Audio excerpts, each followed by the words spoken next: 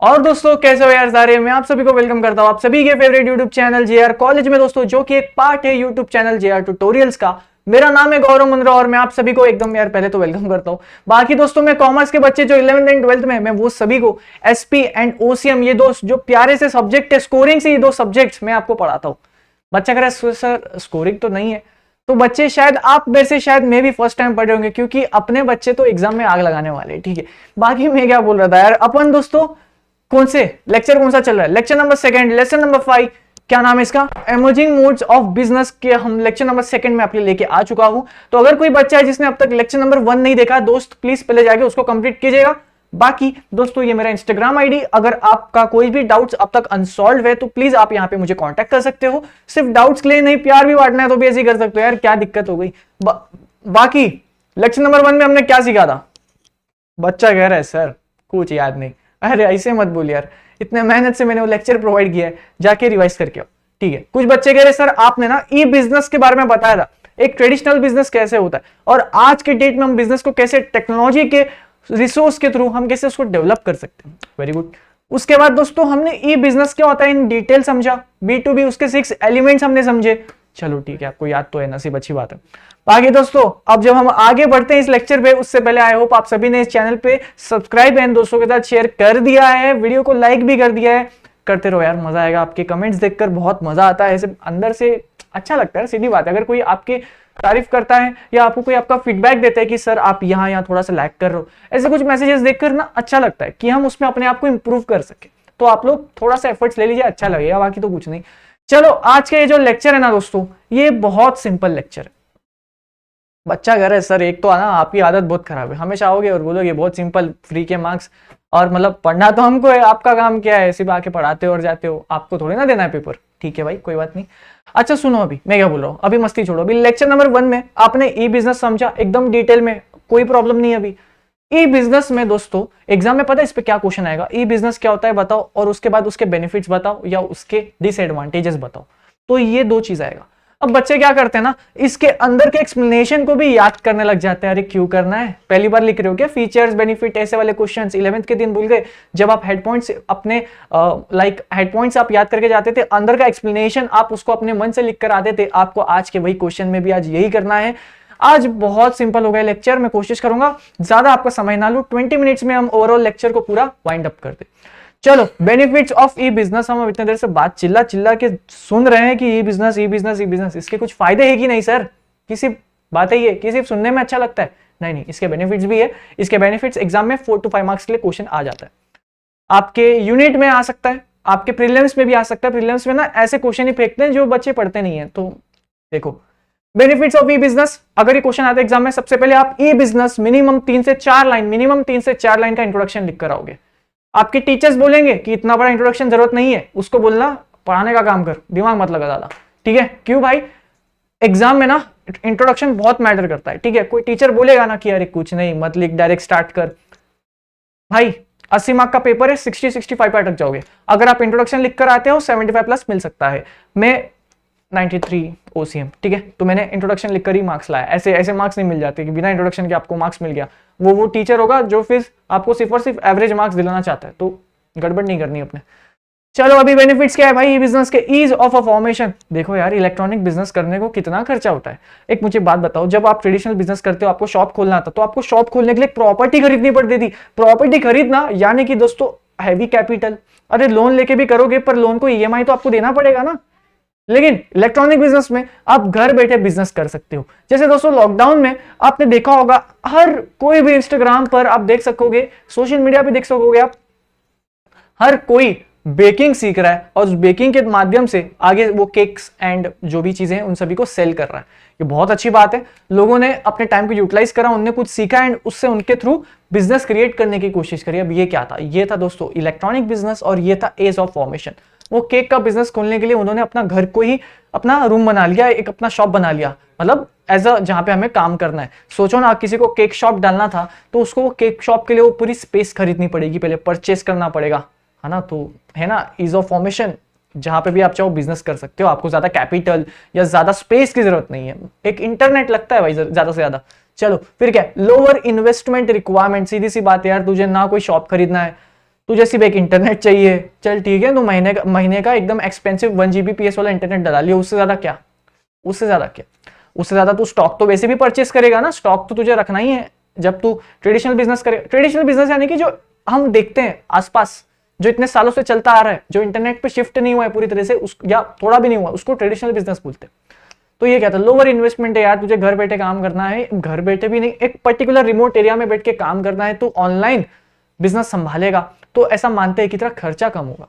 ठीक है, चलो फिर क्या कन्वीनियंस, देखो ना यार, आपको शॉप खोलने के लिए उस शॉप पे जाना पड़ेगा, दिन भर वहां पे बैठना पड़ेगा, कस्टमर का वेट करना पड़ेगा। लेकिन अगर दोस्तों आप इलेक्ट्रॉनिक बिजनेस करते हो, तो आप किसी एक जगह पे, जैसे कोई बिजनेस आपका इलेक्ट्रॉनिक बिजनेस है, आपको ऑर्डर आएगा ना दोस्तों, तो आपको ऑर्डर पे नोटिफिकेशन आ जाएगा आपके बिजनेस में कि हाँ ये पर्सन आपका जो प्रोडक्ट है खरीदने को इंटरेस्टेड है। तो कितना अच्छा हो जाएगा ना कन्विंस, आपको शॉप पर बैठने की जरूरत नहीं पड़ेगी, सीधा आपको आपके मोबाइल पे, इलेक्ट्रॉनिक डिवाइस पे नोटिफिकेशन आएगा कि आपके दुकान पे कस्टमर, आपके एप्लीकेशन पे कस्टमर आया है, जाओ उसको जाके बातचीत करो उससे। तो ये कन्वीनियंस हो जाएगा, बहुत कन्वीनियंट हो जाएगा, एक कस्टमर के लिए भी और एक बायर के लिए भी।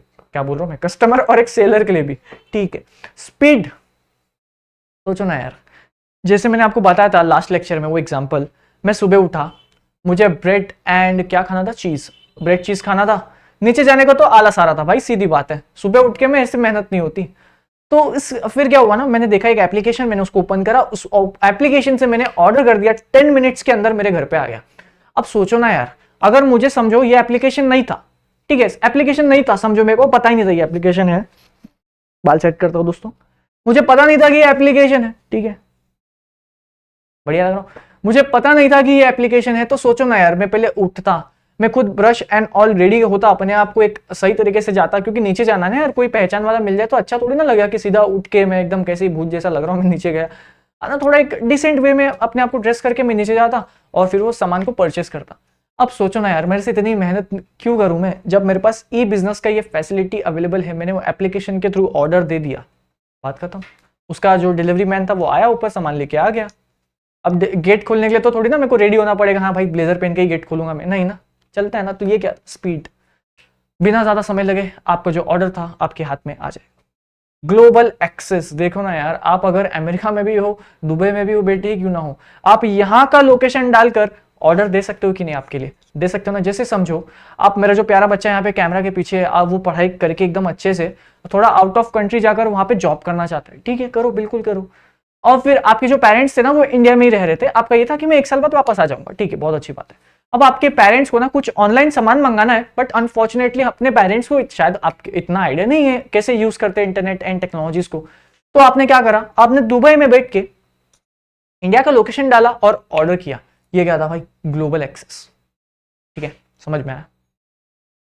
ये था भाई क्या फायदा, ग्लोबल एक्सेस। और ये क्यों हुआ, बिकॉज ऑफ बेनिफिट अपना ई बिजनेस के द्वारा।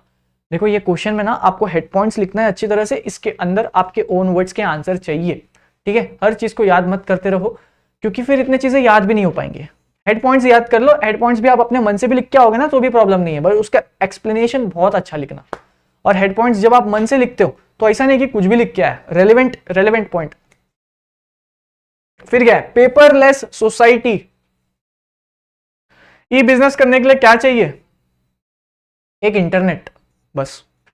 तो पेपरलेस ना, पेपर की जरूरत नहीं, पेपर पे आप ऑर्डर नहीं लिखोगे, पेपर पे आप टाइपिंग नहीं करोगे, राइटिंग नहीं करोगे, पेपर की नीड ही नहीं, रिक्वायरमेंट ही नहीं है, आपको सिर्फ और सिर्फ इंटरनेट की जरूरत है। गवर्नमेंट सपोर्ट, देखो यार, digitalization, startup India, stand up India, इतने सारे जो आप कह सकते हो स्कीम्स आते हैं ना, ये सिर्फ और सिर्फ एंटरप्रेन्योर्स के लिए, उनको एनकरेज करने के लिए आते हैं कि यार आप ना जॉब मत करो, आप खुद का बिजनेस खड़ा करो, यार हम किधर काम क्यों करें, आप खुद का जॉब, मतलब खुद का बिजनेस तैयार करो। हमारी गवर्नमेंट चाहती है कि जो अनएम्प्लॉयड लोग है ना वो जॉब ढूंढे, ठीक है, नहीं मिल रहा जॉब, ठीक है, छोड़ो, खुद का चालू करो कुछ, अपनी गवर्नमेंट चाहती है, और गवर्नमेंट ऐसे लोगों को सपोर्ट करती है। तो वो यही था कि गवर्नमेंट सपोर्ट देती है, गवर्नमेंट भी चाहती है सब कुछ डिजिटलाइजेशन हो, सब कुछ इंटरनेट की वजह से हो और टेक्नोलॉजी हर जगह फैल जाए। ईज ऑफ पेमेंट, क्या लिखा है मैंने, हाँ वही है शायद, इजी पेमेंट। देखो सीधी बात है, इजी पेमेंट है, ईज ऑफ पेमेंट नहीं है।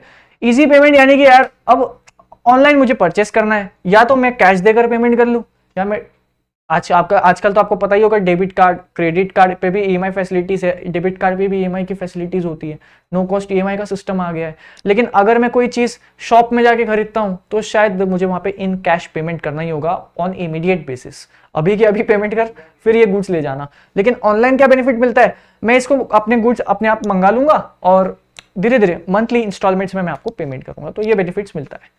अब दोस्तों ये था अपने बेनिफिट्स ऑफ ई बिजनेस का, और ये क्वेश्चन एग्जाम में आ सकता है, आ भी चुका है एक दो बारी।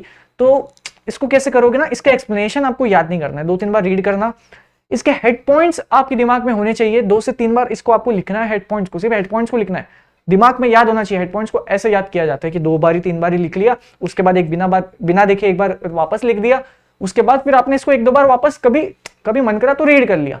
ऐसे करोगे ना तब आपके दिमाग में कोई हेड पॉइंट्स बहुत अच्छे से बैठता है। दोस्तों कोई बच्चा अगर हेड पॉइंट्स का गेम समझ जाता है ना तो ओसीएम जैसे पेपर में फाड़ के आएगा। एक्सप्लेनेशन आपको अपने ओन वर्ड्स में लिखना है, अच्छी इंग्लिश का इस्तेमाल करना है, अगर इंग्लिश वीक है तब आपको टेक्स्ट बुक के कुछ कुछ लाइंस याद करने पड़ेंगे, उसके अलावा आपके पास कोई और ऑप्शन नहीं है। चलिए, लिमिटेशंस ऑफ ई बिजनेस। अब लिमिट हमने दोस्तों देखो, ई बिजनेस ऐसा तो नहीं है कि बस मतलब बहुत वाव चीज है, इसमें कुछ नुकसान भी तो होंगे ना, बताओ, कुछ होंगे ना नुकसान भी तो, हर चीज एकदम परफेक्ट तो नहीं होती, तो ये भी शायद परफेक्ट है कि नहीं, नहीं है ना। चलिए देखते क्यों नहीं है, इसकी क्या लिमिटेशंस है, क्या डिसएडवांटेजेस है। पहला है lack of personal touch. Personal touch यानी कि ऐसा टच कर रहा है, ऐसा टच करके कुछ सामान ले रहा है, ऐसा नहीं। मतलब आप किसी शॉप पे जाते हो, अरे अंकल ऐसा ऐसा हाथ लगाते हो, नहीं वैसा पर्सनल टच नहीं कह रहा है। आप अगर किधर फिजिकली किसी के पास कुछ सामान खरीदने जाते हो तो आप वो शॉपकीपर से बोलते हो ना कि और अंकल कैसे हो, सब घर में कैसे है ना। वो अंकल आपसे 2 बात करता है कि और बेटा क्या चल रहा है आपका, मतलब आप बचपन से देखता आ रहा हूँ आप यहाँ पे खेलते हो, है ना। तो एक कम्युनिकेशन होता है, एक ह्यूमन रिलेशन बनता है, एक नेटवर्किंग, इसको नेटवर्किंग कहते हैं, ठीक है। तो वो आपको पूछता होगा कि अब बेटा क्या कर रहे हो, अच्छा फिर आप बोलोगे अरे सर मैं ना अभी 12th में हूँ, तो फिर वो बताएगा अरे मेरी जो डॉटर है उनका भी फर्स्ट ईयर में है, उसने भी अभी 12th दिया था, कुछ हेल्प चाहिए हो तो आप उसे ले सकते हो। तो देखो ना यार, आपका फायदा हो गया। क्या ये फैसिलिटी ई बिजनेस में मिल सकती है, पर्सनल टच वाली। पर्सनल टच ना एक अलग ही मजा है। जैसे मैं अभी ऑनलाइन पढ़ा रहा हूं, तो ये जो मैं पढ़ा रहा हूं दोस्तों, ये ई टीचिंग आप कह सकते हो। लेकिन यही अगर मैं आप सभी को, आपका एक इच्छा होगा ना कि यार सर आपसे ना मतलब ऑफलाइन मिलना है और कभी ऐसे पढ़ाना है, आपको ऑफलाइन बैठकर देखना है, मेरी भी इच्छा है ऑफलाइन बैठकर बच्चों को पढ़ाने की, तो ये क्या है, ये तो अपना ट्रेडिशनल बिजनेस जैसे ट्रेडिशनल टीचिंग मेथड। तो ये इसका एक डिसएडवांटेज है कि इसमें ना पर्सनल टच नहीं है, मैं किसी बच्चे को ना ऐसा पर्सनली नहीं देख सकता। मतलब देखो वो बच्चा आपस में लगे पड़े, कोई उधर एक दूसरे को मार रहा है, कोई एक दूसरे का मजाक उड़ा रहे हैं, ऐसा होता है तो एक क्लास एक एंटरटेनिंग क्लास होती है। तो ऐसे ही बिजनेस में भी दोस्तों पर्सनल टच मिस हो जाता है, बिजनेस पर्सनल टच के वजह से ही चलता है। आप मैं ना यार लड़कियों को एक बात बताता हूँ, लड़कों का तो पता ही होगा, हमारे जो सलून वाले होते हैं ना, बार्बर शॉप, हम बहुत लॉयल होते हैं उनसे। एक बार जिसने हमारा बाल अच्छे से तरीके से एकदम काट दिया ना, सेट करा दिया ना उसने, हम वहीं जाने वाले, हम इतने लॉयल होते हैं अपने हेयर कट वाले शॉप की तरफ से। और जब वो हमारे बाल काटता है तो हम, क्या होता है पर्सनल टच, और भाई कैसा चल रहा है सब, है ना, आपके सब कैसे चल रहा है, वो हमसे बातचीत करता है जब अपने बाल काटता है, तो एक रिलेशन बिल्ड होता है। तो ये क्या था, उसने अपना कस्टमर को रिटेन कर लिया, अगला कस्टमर अब मैं उसके पास वापस जाऊंगा, इसको कहते हैं पर्सनल टच। चलिए डिलीवरी टाइम, देखो यार डिलीवरी मानता हूं आपके घर पे आएगी, लेकिन डिलीवरी में ना समय लगता है, 8 से 10 मिनट तो लगता है। ऐसे इमीडिएट बेसिस पे हाँ आपने ऑर्डर किया, ये ले भाई पकड़, ऐसा नहीं हो सकता ना। लेकिन कोई शॉप में आप जाओगे पर्सनली, ठीक है, आप गए, हाँ अंकल वो एक ब्रेड देना, अंकल आपको ब्रेड निकाल के देंगे, आपको बस क्या करना है, घर पे जाना है। तो ये क्या था, डिलीवरी टाइम। डिलीवरी में समय लगता है। आप जैसे कुछ खाना ऑर्डर करते हो, राइट, तो लाइक स्विगी, जोमेटो, जो भी एप्लीकेशन आपका फेवरेट होटल, आपकी फेवरेट डिश आपने सिलेक्ट कर ली, आपने एड्रेस आपका सिलेक्ट कर लिया, इतना सब करने में समय लगता है ना यार। उसके बाद वो आएगा उधर से, होटल से आपका ऑर्डर पिक करेगा, आपके होम तक लेके आएगा, तो करीबन 50 मिनट्स तो मिनिमम। तो सोचो ना, आप गए, आपके पास व्हीकल थी, गाड़ी उठाया, आप ऑर्डर दिए और खुद ही लेकर आ गए, फर्क पड़ता है ना।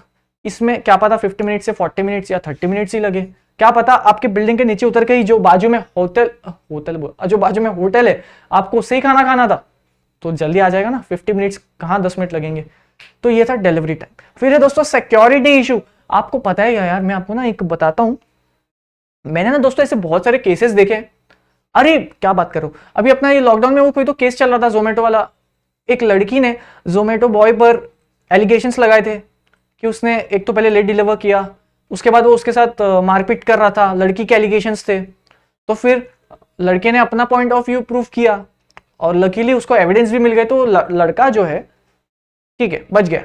ये क्या था? Security issue. सोचो ना यार, वो तो लड़का बेचारा अच्छा था, उसने कुछ किया नहीं, लेकिन अगर वो असली में करता तो कितनी गलत बात हो जाती। एक डिलीवरी देने आया था और उसने देखा कि कोई एक लड़की अकेली है, उसने उस चीज का बहुत गलत तरीके से इस्तेमाल कर लिया। देखो कुछ भी हो सकता है, ऐसा तो है नहीं ना। हम हमेशा सीखते हैं अपने बड़े लोग से कि जो स्ट्रेंजर्स होता है उनके ऐसा थोड़ा ध्यान से रहना है, उनसे ज्यादा बातचीत नहीं करनी है।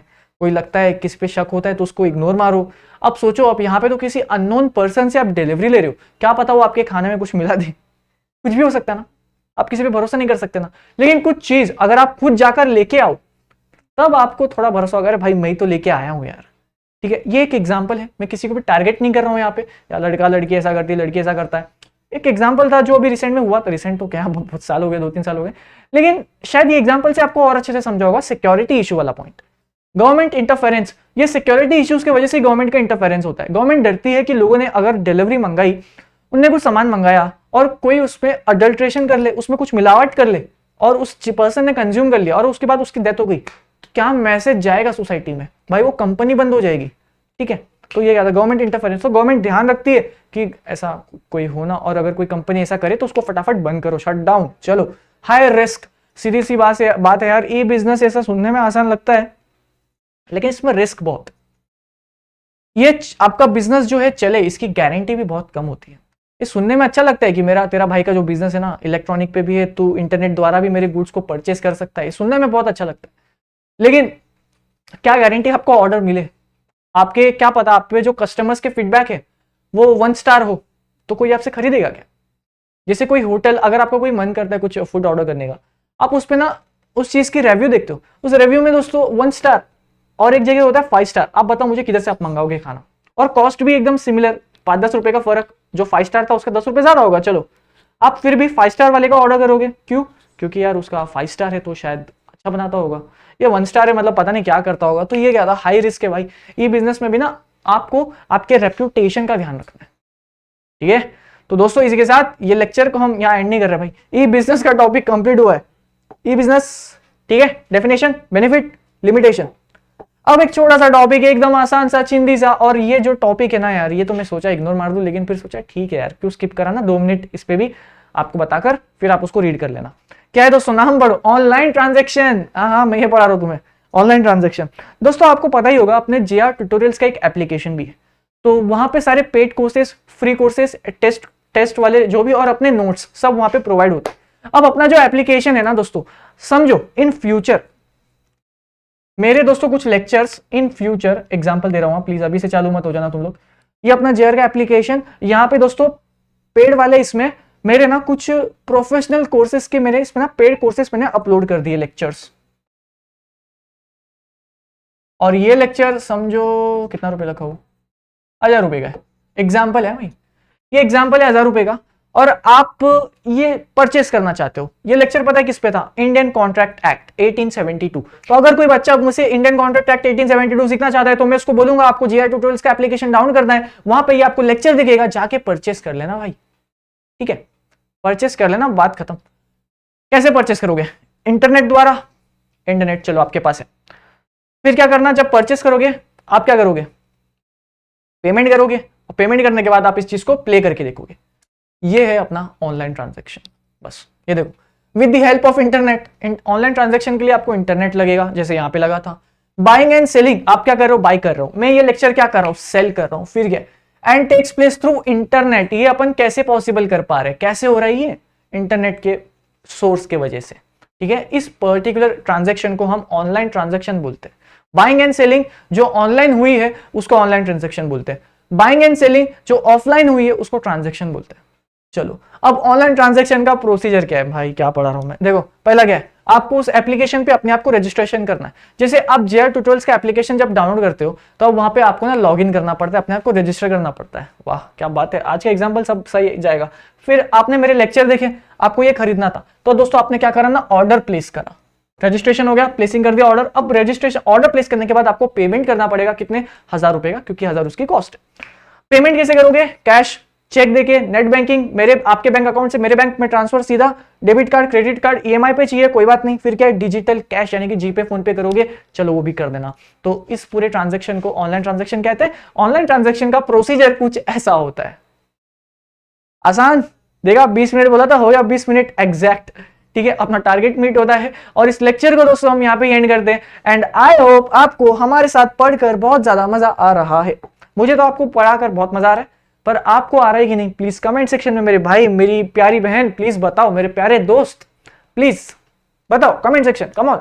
ये मेरा इंस्टाग्राम आईडी _, को प्यार बांटो और जो बांटना है बांटो, ठीक है, कुछ तो बांटो। चलो अभी 12th OCM एंड कर दें।